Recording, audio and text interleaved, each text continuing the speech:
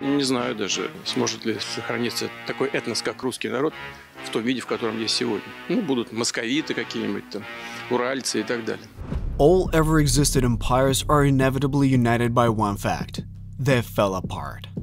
In the 21st century, it is impossible to come across news like Italy is attacking Egypt because it was once part of the Roman Empire. However, there is still one country that, disguised first as communism and then as a pseudo-democracy, is trying to conquer new territories. It is Russia. It is a terrorist state with a multi-million population consisting of 190 peoples. However, they came under the rule of Muscovy not because of their emigration, but through Russia's seizure of their territories. The enslaved peoples in Russia live in their own ethnic territories, which Moscow captured, exterminating part of their ethnic groups through repression, famine, and wars.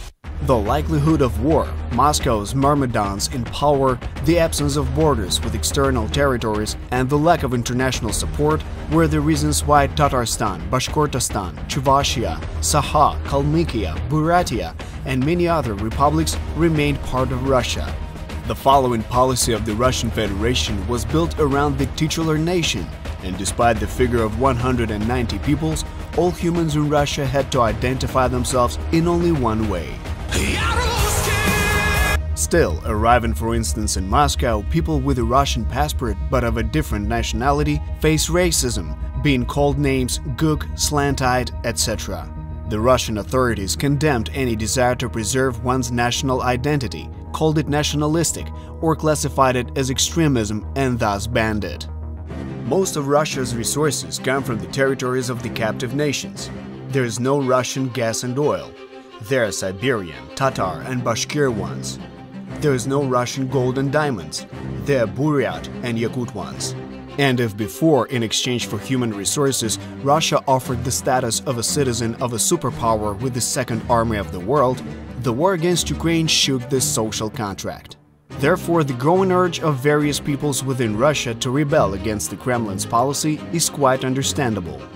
Moreover, military volunteer units with representatives of Ichkeria, Dagestan, Bashkortostan, and Siberia take part in the war against Russia on the side of Ukraine.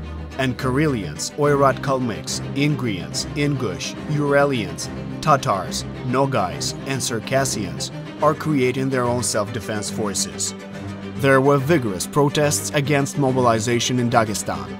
The representatives of the enslaved peoples are waging a hidden struggle against Putin's regime, which is led by their leaders in exile.